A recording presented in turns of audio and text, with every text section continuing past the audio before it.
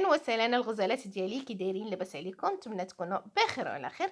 اليوم البنات غادي ندير لكم جوله في حمام الضياف ديالي قبل وبعد الاصلاح. بديت لكم بالباب اللي عاودناه كامل ديال بالليطر.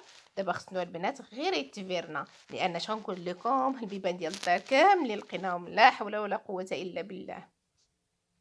تاني حاجه اللي غادي تلاحظوها البنات ان الحمام كان فيه جوج كما شفتوا في الاول، كانوا فيه جوج بيبان، لافابو وعاد كتدخلي للطواليت حاشاكم، وحنا طلقنا حمام واحد.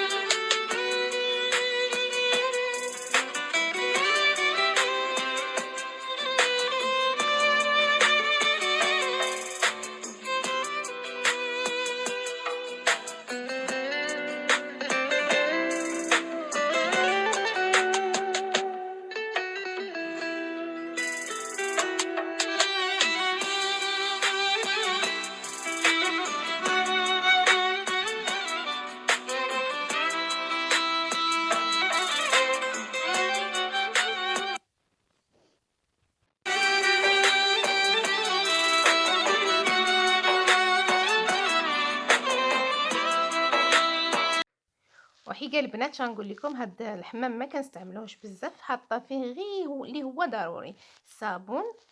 هاد البليصه هاد المجير هذا راه خاوي، ما حاطه فيه والو كما قلت لكم لان ما كنستعملوهش. المجير الثاني حاطه فيه فقط الفيطات.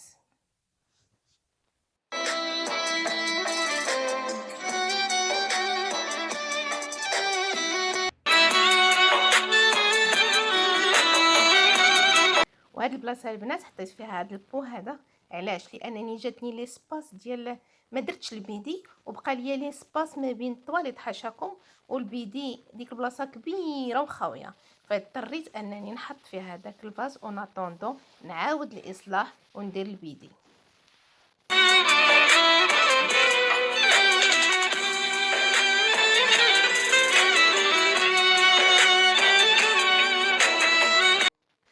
بالنسبه لهاد لابوبيل البنات ننصحكم بها لانها ما كتصداش، واخا كيقيسها الماء كنمسحها وصافي وما كتصداش عين.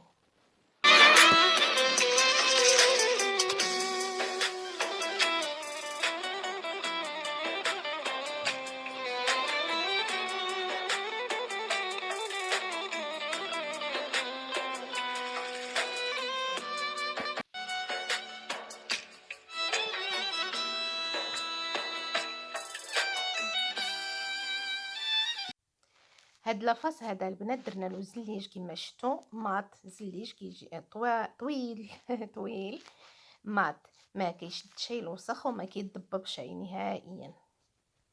بالنسبه لهاد البيدق البنات راه هو كيجي على شكل شبكه رولويات.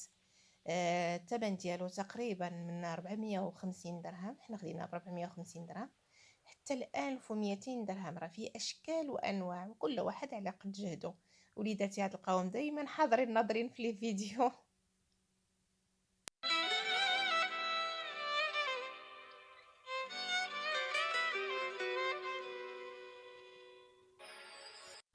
بالنسبه لبنات الزليج ديال الارض سميتو كومباكتو 60 على 60. هاد لا مارك بالضبط سميتها ماجيستيك. وبالنسبه للبنات للموبل ديال الحمام ولا لي زاكسسوارات كاملين فهما لا مارك روكا.